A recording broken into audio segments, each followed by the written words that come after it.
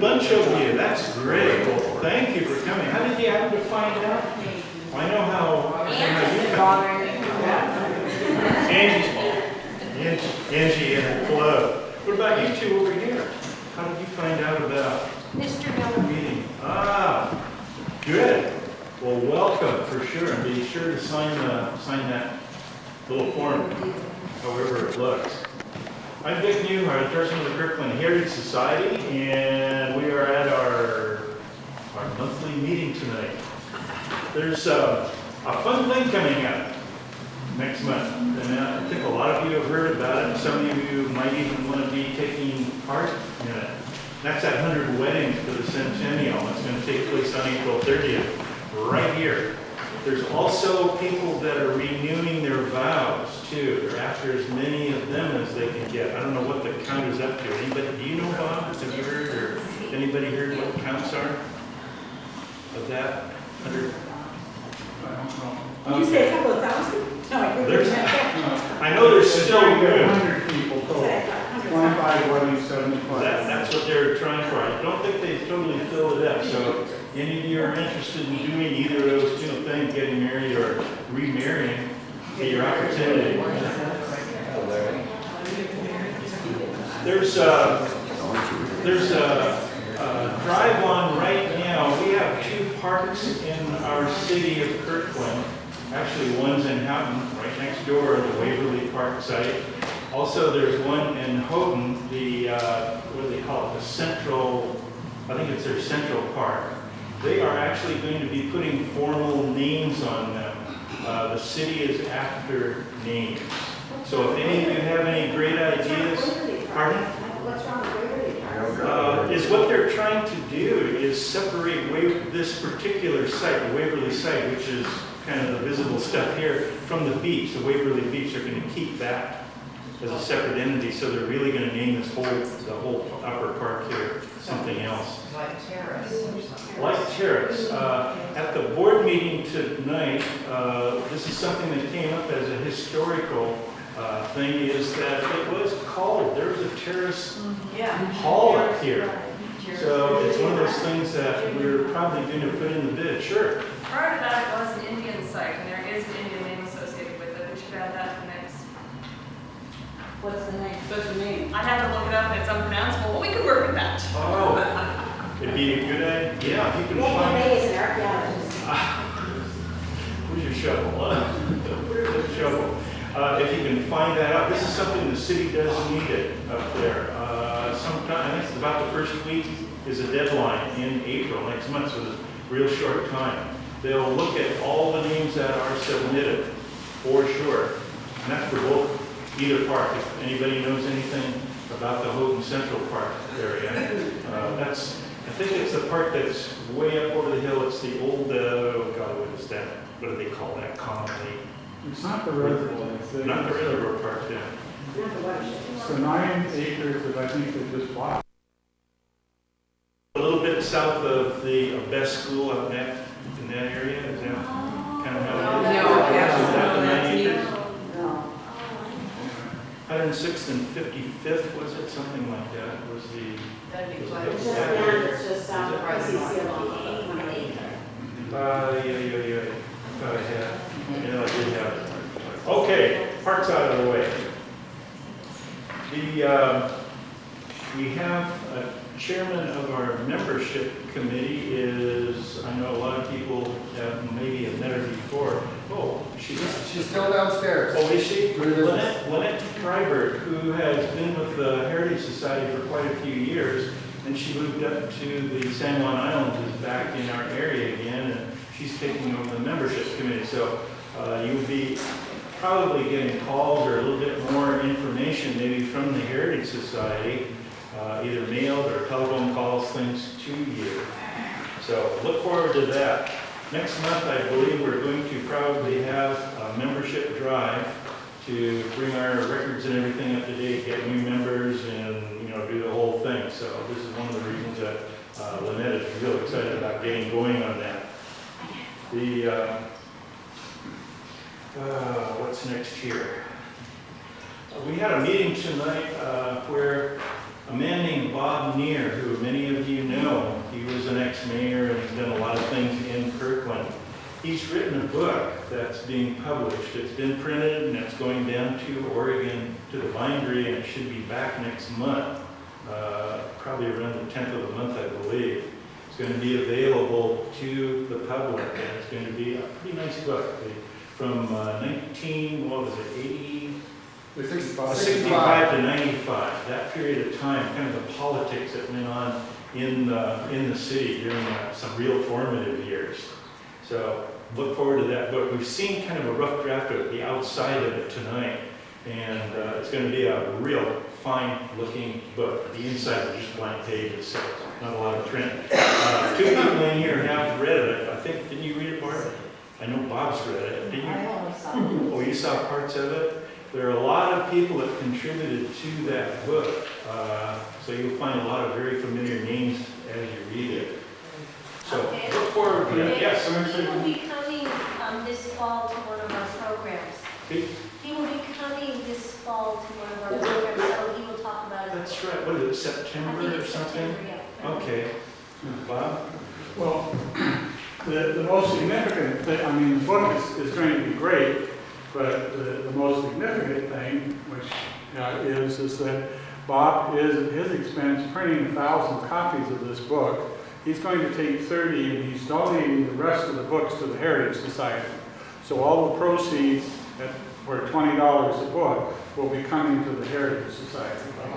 So it's a very significant contribution to, it's in keeping with the mission as far as history, but it also is a major contribution from the point of view of providing another source of income. So make sure y'all buy a couple of copies. That's right. Everybody will let these too. Pardon? What's the name? Coming of age. He's I think. coming of age, Or is it a Something something? coming of I age. said he's coming of age. It will be a good, thanks, Bob. I forgot about that, which is the most important thing, really, to us.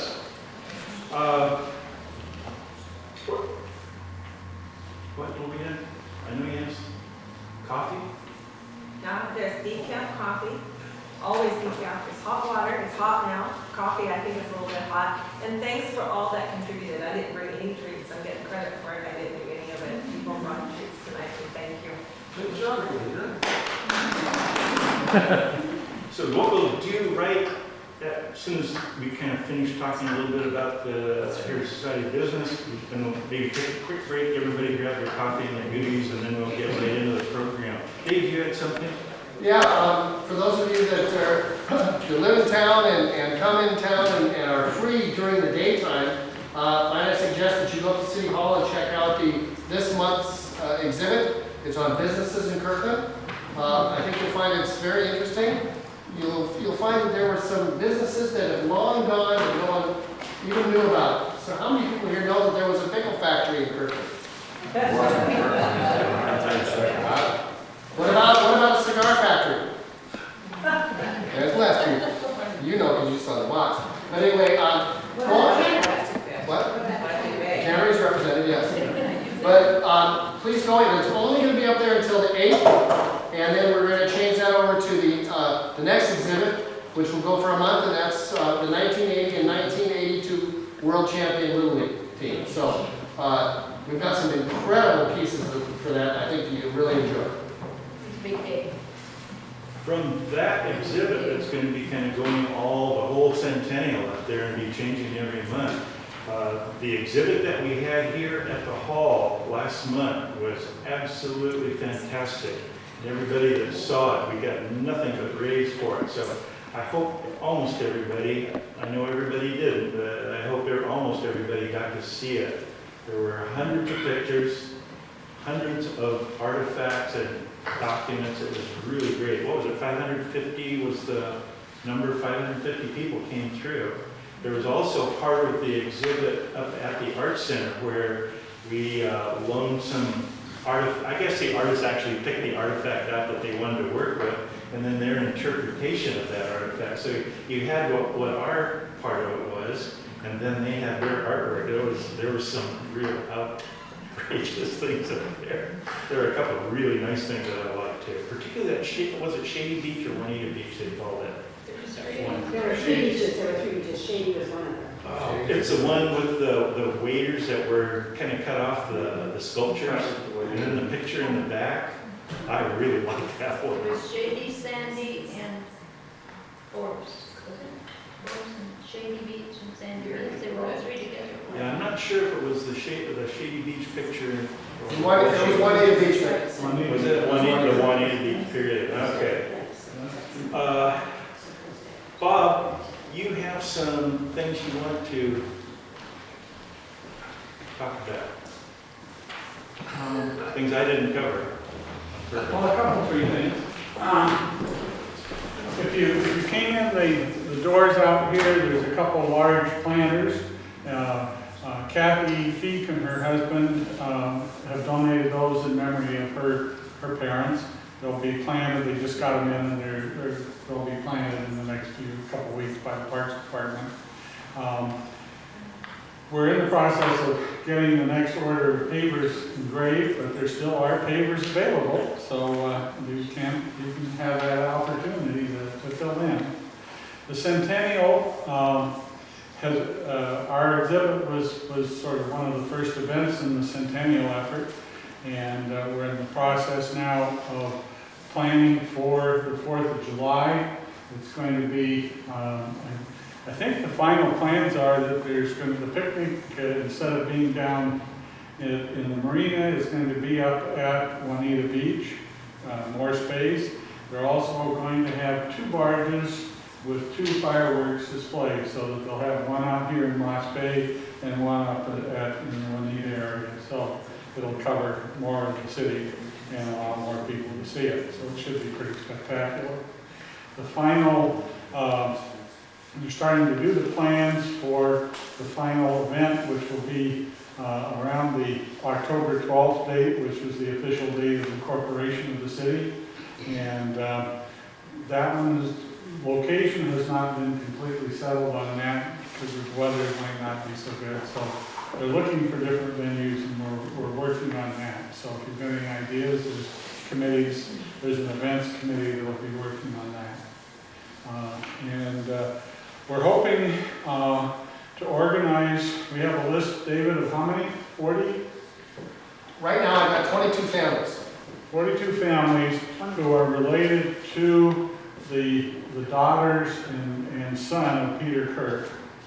A lot of those we're finding in the area. Some in Alaska have said they're coming. I don't know if we have anybody from the California contingent. Robert Kirk, who was here a number of years ago, gave us the banister from Benfield, and that his father Jeffrey had cut out before they demolished it. Has indicated that he and his family will be here, and I don't know that the Kirks from England or from New Zealand will make it, but we're hoping to actually will probably introduce a lot of those relatives to each other because they've been working in their own families, and so our hope is the weekend of the 13th and 14th of August to have the reunion. Give them a chance to get together for dinner, give us a chance to do some oral history, maybe have a community reception or something, so people can meet them. And it should be a fun time, and give them tours of the place that their families started. But I think we have 6 of the children, we have descendants from 6 of Kirk's children that we now know where they are. And a surprising number within fairly close range, so that should be sort of an interesting event to occur. If we can pull it off, we may put the exhibit back up for that weekend and then through the beginning of September, so it might be up for another 2 or 3 weeks. Give more people chances to see it. Thank you, Bob. For sure. There's another thing that's going around that's being developed right now, and it's a little bit, I think some people have copies of it. Steve Lamson has started some poetry. Didn't you start with just a few verses or something? And it sort of takes in little snippets of the whole history of Kirkwood, which is kind of fun. So it'll be published, we don't know when, but not too long from now. Actually, Bob Burke and Bill Petter and different people I've talked with, Dick Shinstrom have gone through and made little, where there's corrections. So if it's draft 39, it may go to draft 50 before it gets finished. But it is kind of labor of love. The more I got into it, I put about 3 months worth of just research and reading. There's a lot of things that Al Stein wrote, and some things I researched in old newspapers, and so there's a few conflicting things that we'll get ironed out. If anybody has any suggestions or corrections that they've seen, in addition to what Bob's pointed out, I welcome those. So it'll be a fun thing. Thanks for working on that, by the way. It's been fun reading it. Okay, I do not have anything more to talk about. Oh, sure. Well, I don't know if this is appropriate, but I hate seeing all these houses torn down. I know of a lady that's selling one, I have no idea how much it is, but it doesn't have it for sale around. It's the cutest house you've ever seen on 18th Avenue West. So, if anybody's interested in really wanting a cute, actually fixed up really nice house, you can drive down and you can tell which one. It's the only cute one there. It's on the right-hand side before you get 7th or 8th. Yes. She's selling her house? Yes. So I really don't want it torn down, so somebody actually on the north side. One up in Rose Hill, those cottage houses. I didn't even know she was moving. Is that a house that we went through? Yes, It's West of Market, 18th Avenue West, and like I said, have no idea. Do you know how much she's selling it? I don't know, I think it's, is this number 420? The address we suggested is 420 Avenue West. Okay. But it No, that is, doesn't make sense. No, that doesn't. it needs to be 7 something. 7 something. Yeah, but inside that house is hand painted. The woman who lived there before Joan did was, she was an artist and she was an interior designer and she did stenciling and she did all this hand painting. It's just turned, we had And for free, man. yeah, For free in the backyard. oh, it's just, it is fantastic. So pass it around. I don't want it torn down. How much is it? No, I said, there's probably it's not 4,000 or 5,000 square feet. But that tree in the backyard, Is there any way that can be designated as a? It's, a lot of that's up to the owner, actually, to do something like that. This little thing came up at the board meeting tonight, and the homes that we're losing, and another one that were. Barb, would you stand up and talk about what can be done? You're talking to us about, we can call, if we're gonna lose the house anyway, there's some things that can be Things done. are being torn down so quickly, and there's a couple companies that are around, and they call it deconstruction. And they'll go in and they will take out all the good stuff in the house, and they'll take out. I called around to find out who these people were, and because there's a house that's up here on Waverly, and I talked to the realtor, and I called her back to give her the name of these people, and she never called me back. And then when I walked down here tonight, the back part of the house is now gone. It still has wonderful windows that will go tomorrow, and fir floors, and radiators, but the thing is, all this can be reused. And these companies will go in, it saves the developer money because they provide the labor, and then they also get a tax benefit. So it's just a win-win situation. The stuff does not go into the landfill, and they take it someplace and resell it. And there's a lot of us that would really like to be able to get those old windows and doors and fir flooring. Oh my gosh, is so expensive, and it's so hard to get the really good tight grain fir. Like what the only place you can get it is out of the old houses and buildings. So, yeah, like this fir floor here. So anyway, and unfortunately, it's called R-E, capital R-E, and then store. That's what it's called. That's one of many. Can I tell you? That's one of them. I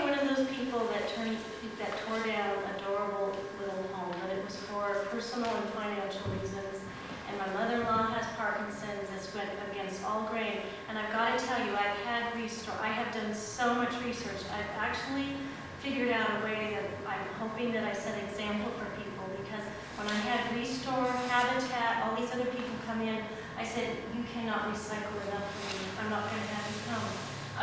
I would challenge any of you to go see what I've done to my 2 homes. We had a rental in our house.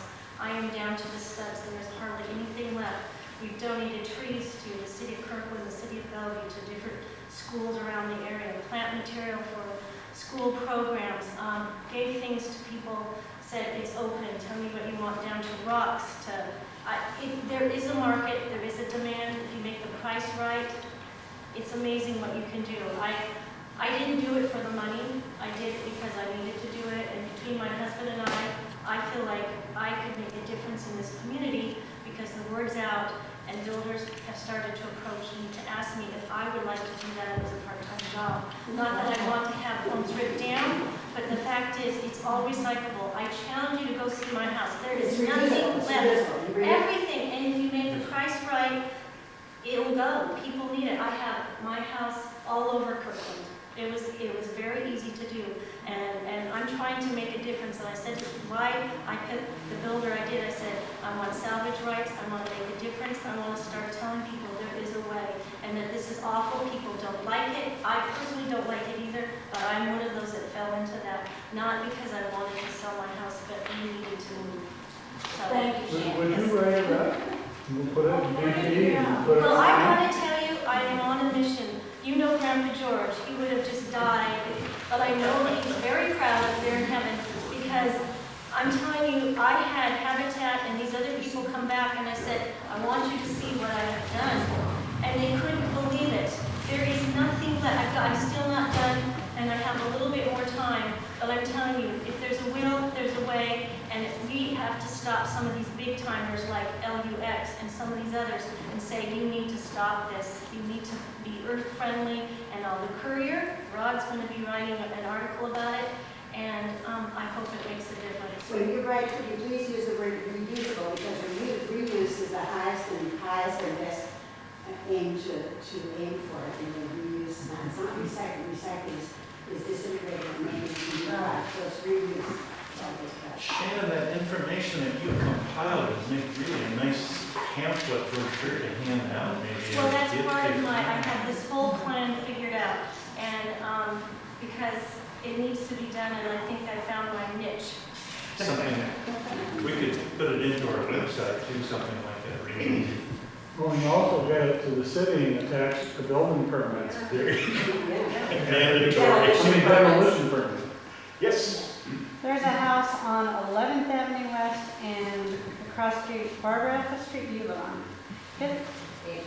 I think it's on the corner of 8th and 11th Avenue West. And it says for sale by owner. And if you look closely though, it says the house itself is for sale. It's going to be torn down, so you can either buy it whole and move it or carve it out, and everything, landscape and everything will be for sale, you know, in bits and pieces. So there's at least one other person that's doing that. Good. Right. Was there anything, any other questions? Hello? Anybody have any other questions or comments?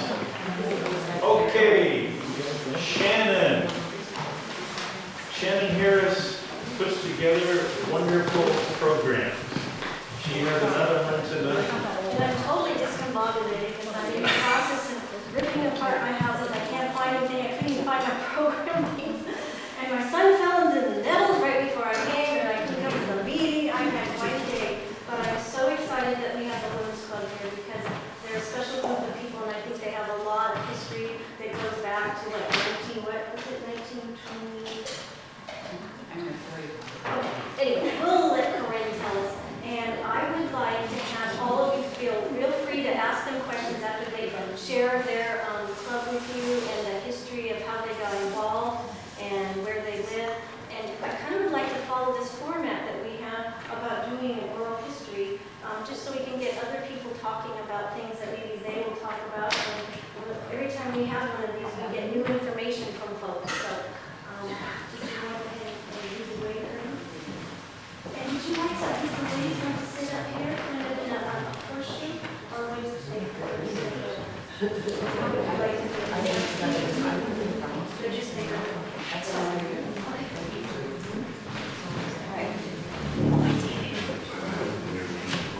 like to say that our president, Julie Devine, is here, and another board member, Doreen Dodika, and I appreciate that. My name is Corinne Beebe, and I'm past president of the Kirkwood Women's Club. And one reason I'm honored to be here is because this year we are celebrating the 85th year of the Kirkwood Women's Club. I wonder how many of you know where the Kirkwood Women's Club is? Who doesn't? Ah, I know. sure. Well, I know, but you're a kidder.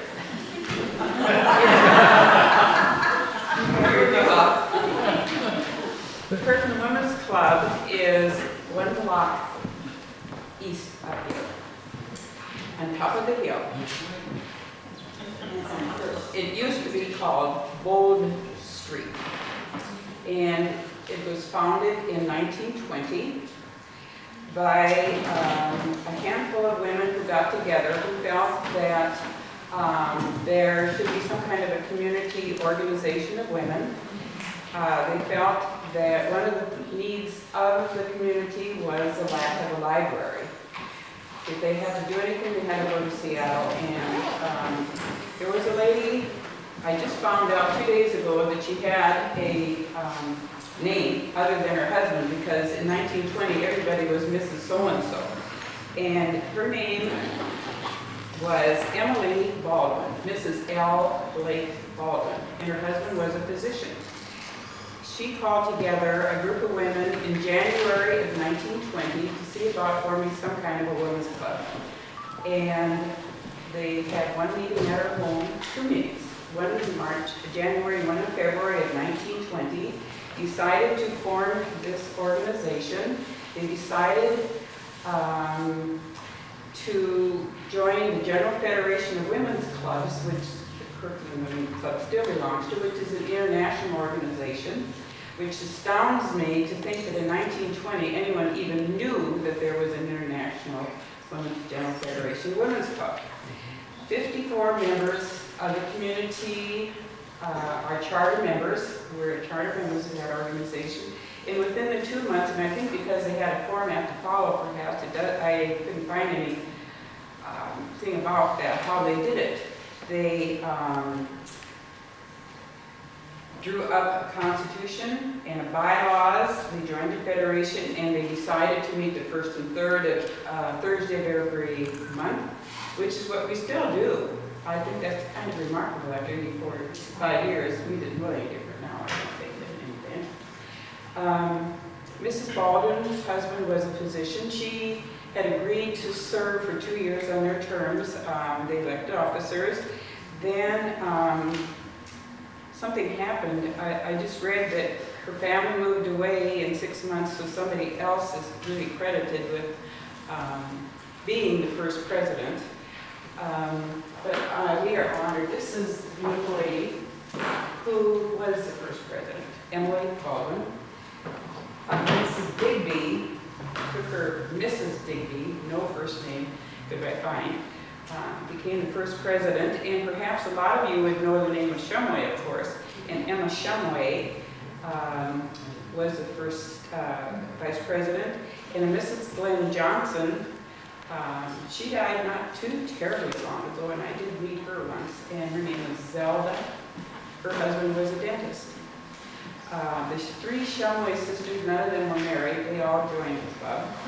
And Mrs. Lillian Davis, the wife of Dr. George Davis, who founded the first hospital in Kirkwood, was the treasurer.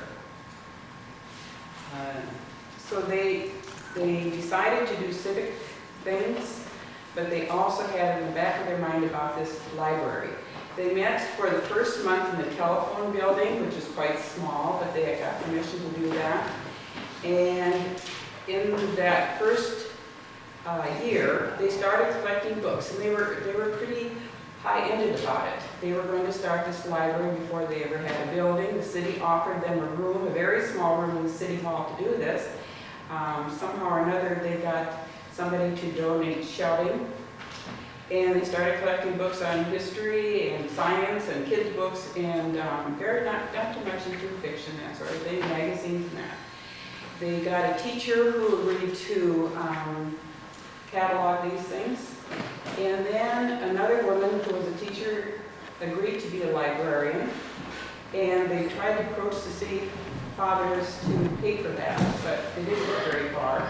So their first fundraising was to be able to pay for a part-time librarian. Mrs. Mckibben, many of you are familiar with Dr. Mckibben's son.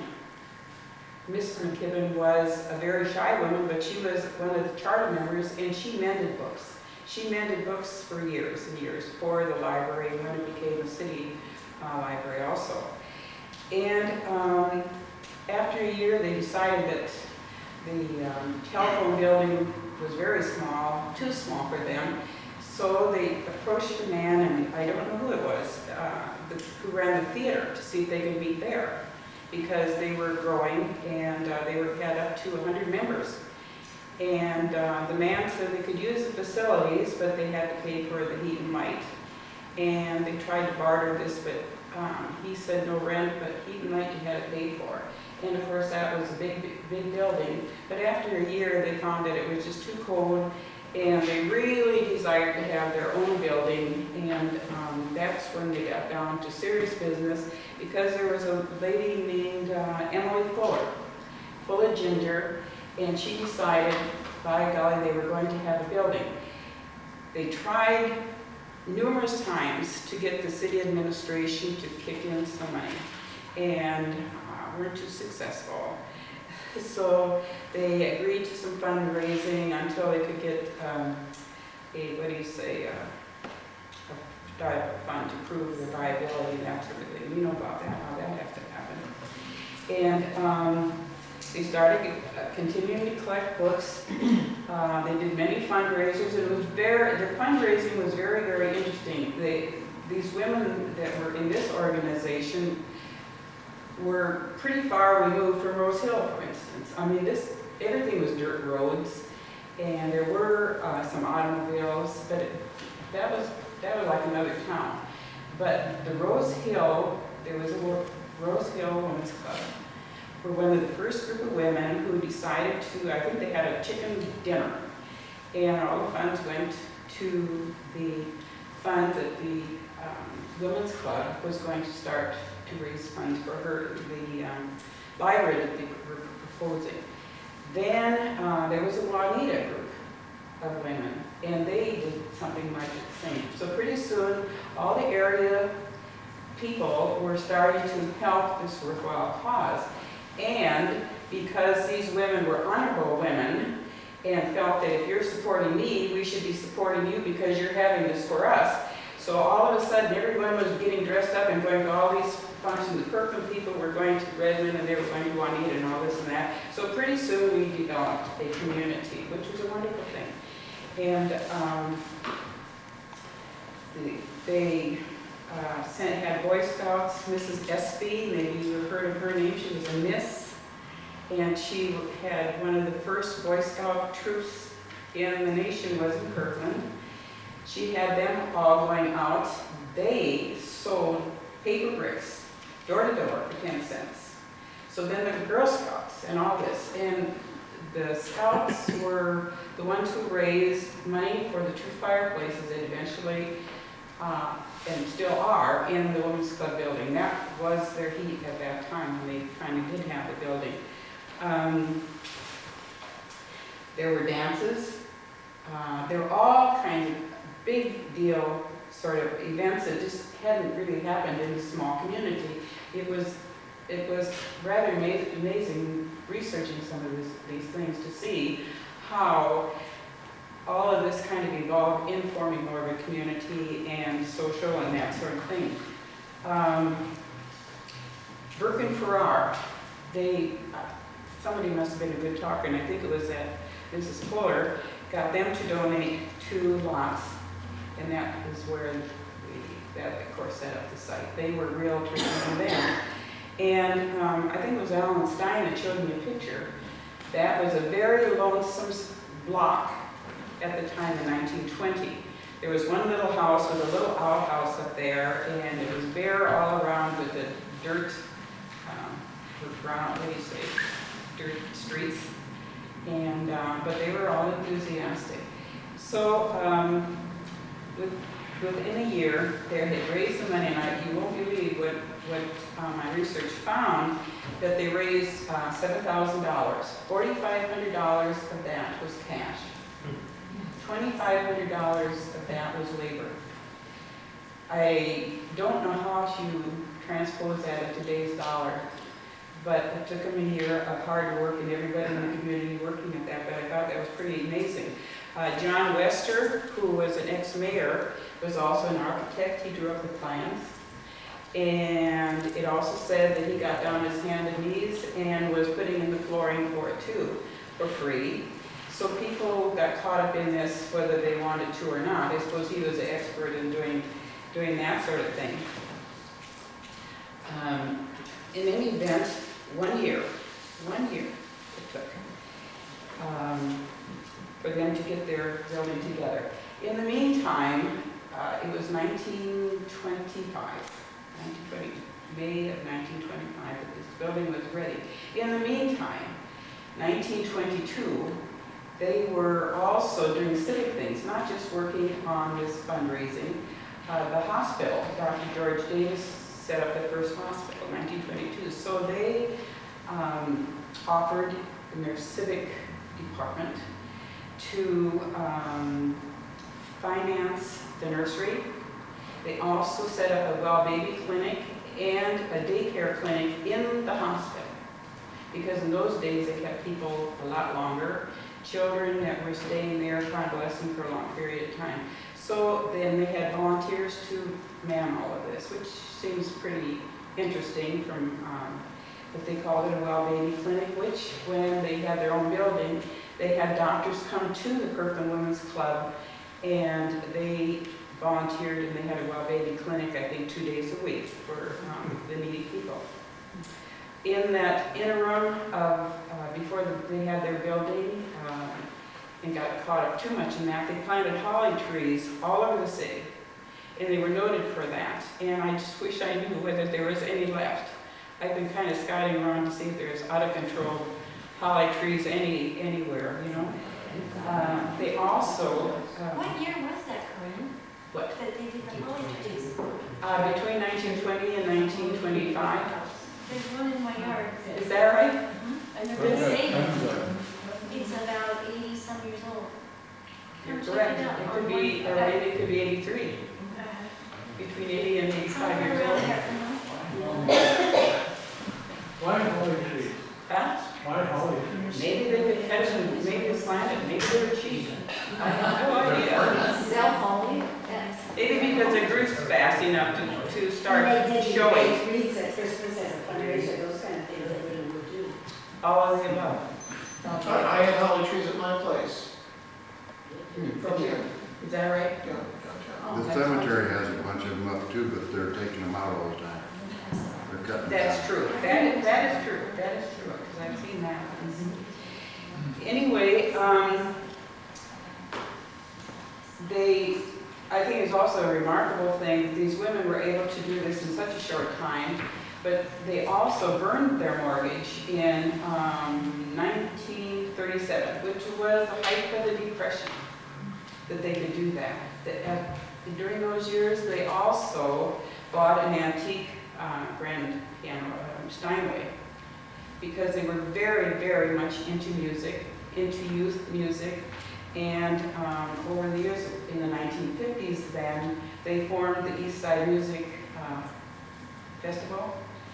And students from all over were adjudicated, and there were winners were given awards, and they performed around town. And you remember, my kids were part of that. I remember they went to the Women's Club and were adjudicated. I didn't know what in the world it was all about, but I thought it was a big deal.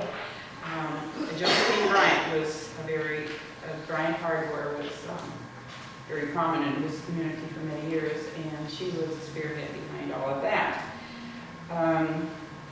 During those years, and I didn't find a date, they provided a waiting room at the ferry dock.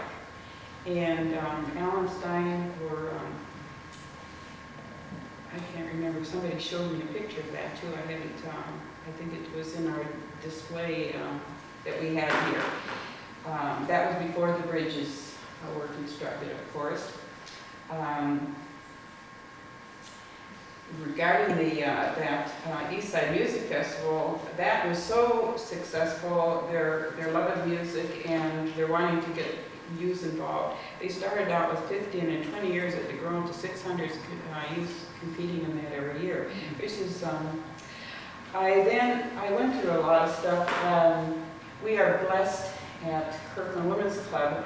Lily Mae Davis Anderson, daughter of Dr. Davis and his wife, who was also a doctor. Her mother was a charter member, and I got to know her a little bit, and she said she can remember being a little girl, and her mother made her practice piano. She was an exquisite piano player, but anyway, her mother made her play piano, and she didn't like it, but she said she can remember being a little girl, and her mother would take her by the hand, and they would go to the women's club, and she had to play before them. And she hated it, but the problem with that, I can't remember. Anyway, I decided to look, to bring some notes to you from the 1965 research that I did when they were celebrating their 65th anniversary. That was 20 years ago. And there was an article in the paper, in the East Side Journal, and there was written about their celebration of 45 years, and it said, partly, we understand that instead of the usual gifts to past presidents being honored at their celebration, the current president, Mrs. Lenore Ayres, presented the organization with a new 30-cup coffee maker, which sounds real sensible. Kind of, we don't see those things written out that way. And then, at that same celebration, perhaps some of you have heard of Marion Elgin, who was a prominent member and an artist, writer. Her daughter was a nurse in this community for a long time. Anyway, she gave a speech at that 45th celebration, and she stated, there have been 29 presidents of this club since its inception. We are solvent, our credit is excellent, and our purpose is steadfast. And I can say that yet. I think that is very true. In 1987, the group worked very hard, very hard. Barbara remembers, because I met you then, when they worked to get the building on the national, the state and national register. And it was very difficult because the building is a simple little bungalow. And by the 1940s, after it was about 40 years old, like all houses, it seems like, the windows started decaying, or rotting, I should say, and so they put in aluminum. Well, that is just heresy as far as preservation and historic places. So they started to raise some money. And then with the blessing of the Currys, donated a great deal of money, because the only way they could be replaced, that you could not buy these little irregular panes, you know, that are 50 million of them, many more than here. So they had to be all hand done, and it was over $10,000 at the time, which was an enormous amount of money. So that happened, and we got to know Barbara. That was also the year that Kirkland was celebrating its 100th year founding, 1889, and Washington State was 1889, and Barbara was president of the Kirkland Historical Society. Huh? It was the Kirkland Historical. Yeah, anyway. So, they did get the, both the state and national registry there. We continue to work with other organizations. We have always. One of our favorite ones, of course, is the Heritage Society. Performing Arts Center, the Chamber of Commerce, that sort of thing. We do scholarships for senior high students, $2,000 ones, and we're working on some for musicians coming up, young musicians. We do layouts for the needy and beautification, and we have 7 departments in our organization: arts, education, home life, public affairs, international affairs, and we get involved in all of that, so we are all kind of directions. I think we're called the best known, what is it, unknown, whatever. A lot of people don't even know about us, but we are behind the scenes, and we do a lot of things because that is our mission. And in working, one last thing I wanted to say, working with other organizations, and one of my favorite things, it was a personal thing, and Bob Burke was a mentor from the start. The Historical Society supported us a lot, was getting a special fountain at the Kirkwood Cemetery. That was a very, very special thing. And we also have been, in retrospect, tried to help the Heritage Society with their big project of getting this beautiful building here together. I would like to show you just a couple of little things. Our founder, I just snuck out a few things. Lillian Anderson, I knew I got off into something. Lillian Anderson, in memory of her mother, donated 2 big storage areas in our building, so we do have a place for our artifacts. For artifacts, not too many, but for our Records. scrapbooks, records, thank you, memorabilia. So anyway, I brought a few of these things. I would like to show you this one. It shows the clubhouse in 1924, and I talked, some of you would probably know Edith Jewell Osborne. She just passed away not too long ago. This is a picture of 1924 and 25 of the building, and there's a little girl standing on and she said that is her. And then another lady said, no, that's me. It's Marge McCrory. I don't know what her maiden name was, as a little girl. In the same packet, there is a celebration here of Johnson. Margie? Margie McCrory's maiden name was Johnson. Margie Johnson. She grew up in my house, which was right over there on the block. Okay, well then she must have ran all over the neighborhood. Yeah. Mm-hmm. So and John Wester built that house as well as the Women's Club. Afterwards? Before he built that house, then Before he did. Okay. In here is a record of receiving a $100 award for, what was it, a community improvement project. They worked with various clubs at the time for the senior center. And so we got a special reward for that within the federation. So that was in 1965, 1970. There's also the lady who was very reasonable, that bought the coffee pot instead of all this frivolous sort of things.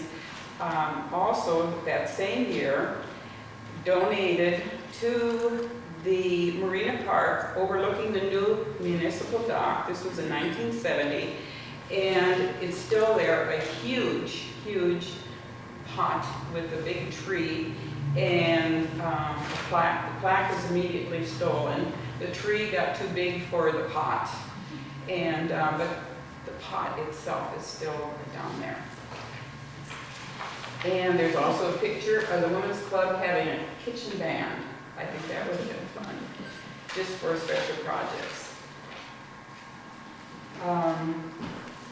We received a special award from Special Olympics. We're very involved with them for a long time. And this is a plaque. I have different exhibits here if you care to look at them, and Doreen and Julie can help. There's a congratulatory letter from John Miller, who was the House of Representatives, regarding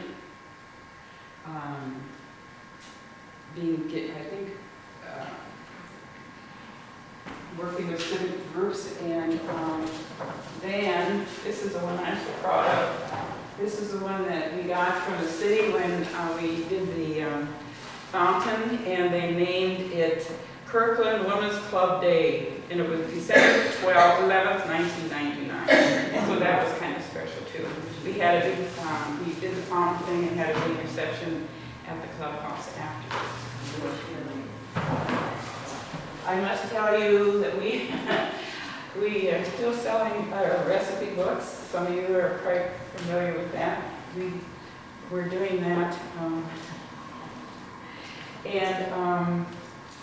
I wonder if it would be all right to tell you about one other thing that I have questions. I wouldn't have to answer any questions, but I wanted to show you the Women's Club. I got permission to mention this. The Women's Club is having a very brief statewide, all the state clubs are having a project, and it just might tweak your interest, maybe your willingness to consider being part of this. We are having in April, which we do every year, a state convention, and this year is going to be in Leavenworth. And every year that we do this, the clubs within the state have a project they bring to the convention, and that project is distributed. Last year it was books for, it was in Spokane, and it was books for a orphanage type of children's books. Anyway, this year, our state president came up with an idea. She worked with World Vision, and it is for a tsunami relief victims. It's a kit for school kids, and they will be distributed through World Vision because the schools are wiped out. There's absolutely no supplies for school. It's very, very, very plain. It has to be exactly this way. Doesn't cost much, and it's kind of fun to do. They are asking for a plastic Ziploc bag. At first I thought right away, oh wow, we can do a book carrier thing and all this and that. Well, then your book carrier thing will be fancy and mine will be. So in order to have no comparison, but everything is the same for everybody. In buying this, I thought, oh, I'm going to put in something fancy. You want to. Oh, these poor kids. You want to make it jazzed up. But so that it's the same for everybody. It is done like this. It is a plastic Ziploc, 1 gallon size. So then everything fits into here. There's only 9 things in it. And it's packaged like this. World Vision has the means of transporting it over there. They also have the schools, if they know that there aren't any schools. Anyway, it comprises of 2 steno pads, 6 by 9, no other kind, pencils 10 to 12, plain, no fancy, none glitter, nothing. 10 or 12 pens, black or blue, that's it. A little pencil sharpener, a eraser, and a ruler with metric on it, and crayons, not 48, 24 only. And so then if you were interested either in putting together one of these, I could pick them up, or contributing to this, we would really appreciate it. I am really on fire about it because I know everybody has probably contributed to the tsunami, but their needs are still really. So this is just one of the little things we're doing, and I appreciate your attention about that. Is there any questions about Kirkland Women's Club? Husband is Kennelly. This is Kennelly. Her health has been failing. She moved probably 6 months ago to University Place in Seattle because her children wanted her there. We miss her. She was a past president and a lovely lady. Did the library open as soon as the building was built? Was that in their earliest years? The library? Was it open right away? Yes. They had volunteers come in and put in shelving. The building, most of you are familiar with it, I hope you are, because we rented out to get that pitch in too, about receptions. And the room was divided, they had a big divider. And Yes, it was open right away. They were all prepared. They had books and stuff already in the city hall. And it wasn't until 1949 that the city ever built a library. So then they gave all that they had and donated it back. Another thing, speaking of books, it reminded me that Mrs. Harris, who was so practical, that same year, the hospital, it said hospital, it could have been ever, it was 1965, they donated a bookmobile truck. The hospital did not have one. And they filled it with books, and then that's one that goes, you know, to the patients and that sort of thing. So. Well, I used the library a lot. Of course, I went to Central School across the street. But when the library was moved to Kirkland, some of that shelving went to the Kirkwood building down there. Yes, it did. And when that was torn down, I have some of that shelving in my garage. Now, isn't that wonderful? It's preservation. There we are. Not something. That's wonderful. Okay. Lillian, did you have? Had you mentioned about the flagpole? That's, you know, I was trying to think why in the world were we selling these recipe books? Because we did donate the flagpole and the time capsule for this building. Thank you for reminding me. How many women from the women's club are here tonight? I introduced them as President Julie Devine and Doreen Vodka, and a couple of others are going to come in at the last minute if they couldn't. Well, I was wondering if either one of you would feel comfortable, and you as well, Corinne, just letting us know how you ended up in Kirkland and what brought you here. And we are doing oral history, aren't we? yeah, I was just, you know, it makes for interesting conversation and kind of opens up so everybody can, you know, talk about things that might bring up other memories, like just like what Frank did. You mentioned something about that library. He has the shelves, right? So there always seems to be stories upon stories. And Doreen, is there something you want to say? When I lived in Rutland, when we moved here, we lived in Redmond, and then I moved out to Kirkland. And the realtor that I had, he had to do that to meet my mom. So we got together, and she was a member of the Kirkland Women's Club. And she got me into it. I had lived in this area for 35 years and didn't know about this wonderful club. And I'm really enjoyed being there with her. So, I don't dare to talk about membership because we also are, membership is always, fundraising and membership is something that goes with every organization, it seems like. But we have all ages. Mm-hmm. We have all ages. So it's really enjoyable being part of it. how long have you been with them? I've been a member 10 years. And for 35 years you didn't know For it? 35 years I didn't know about it. I was in there 3 years, and then I was president after 3 years. And I worked on, I'm the one that does the layouts. We get together about 3 times a year. We start in September and we go dark in June. And we have 3 times we have layouts, and each time we make up 12. And we take them out to the public health in the area up here. And it's a lot of fun. I make blankets for every layout has got a handmade blanket with a blanket or a crocheted blanket. We said you take down to public health. Public health. So when you got the wooden belt, the one out the road, out the wooden belt, out that area.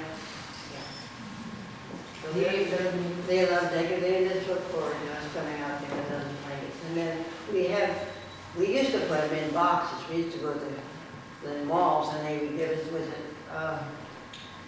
the big stores in Lamont's would give us big boxes. You lay the layouts out there. They look beautiful laid out there, all the things. And then they wouldn't give us any boxes anymore. So then we went to the mall and we got those bags that are, got pictures on them, and we filled those. Well, now Corinne's daughter graciously made us tote bags. And they're all hand quilted. They're all hand quilted ones. So then now they've got something to use for the babies after when they get their thing from them. So it's a real fun club. You gotta come join us. Julie.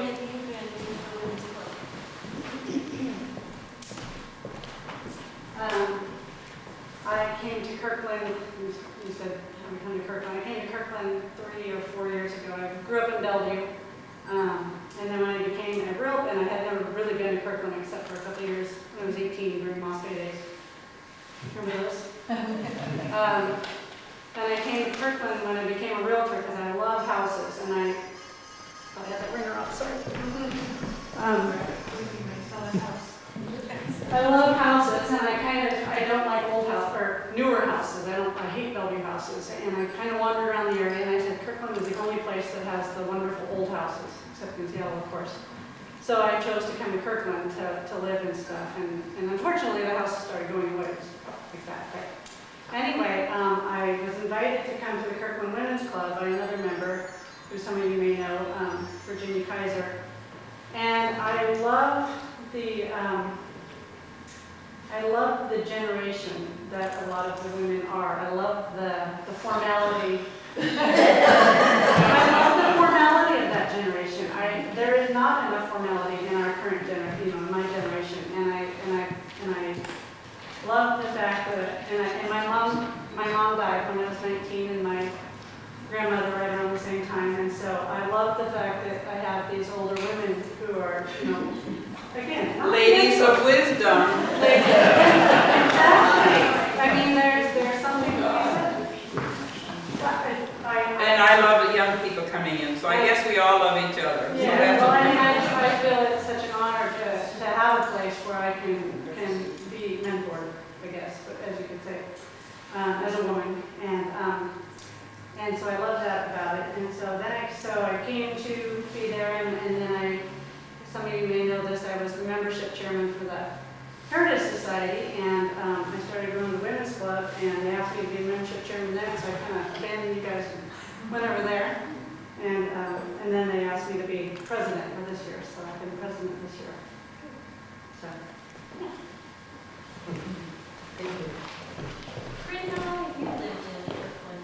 I've lived here, my dear, I've lived here all my adult years. And how long is that? 8.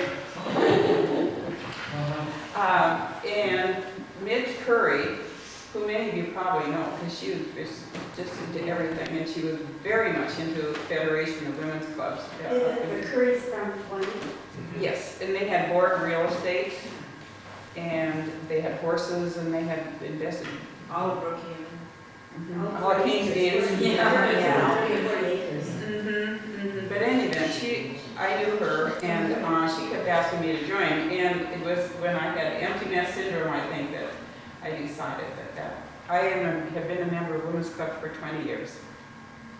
I'm proud to say. It's none of your business. I just want to tell you that if you're looking for work, and if you ever are asked to go to breakfast with Corinne, you will get work. Because if you're going to go get buckwheats at the Pancake House, you know there's going to be some kind of a project at the end of it. Well, that both on the flagpole and also on the fountain. Bob was a wonderful mentor. That was a personal project or a dream of mine about the fountain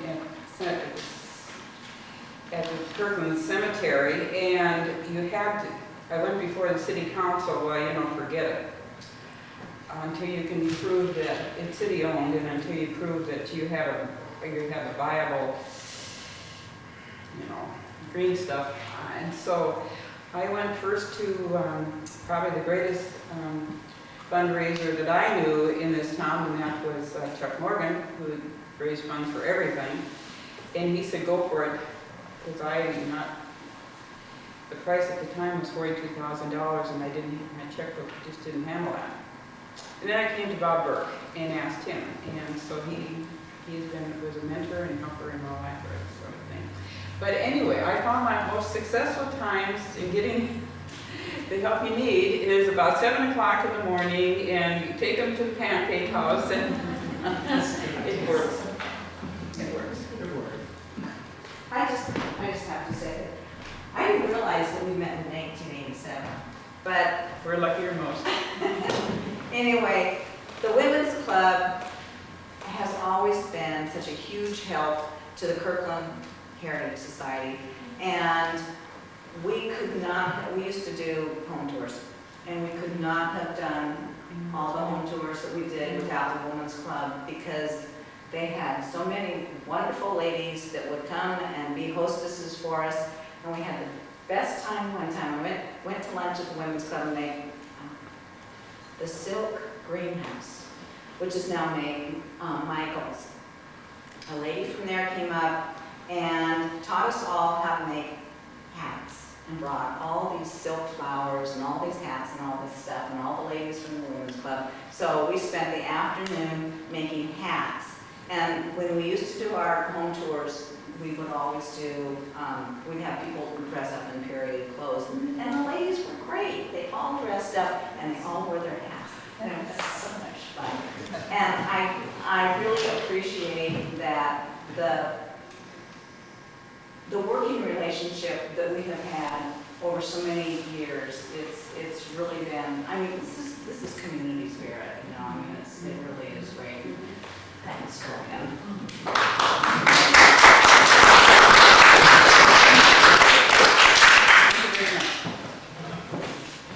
Come join us.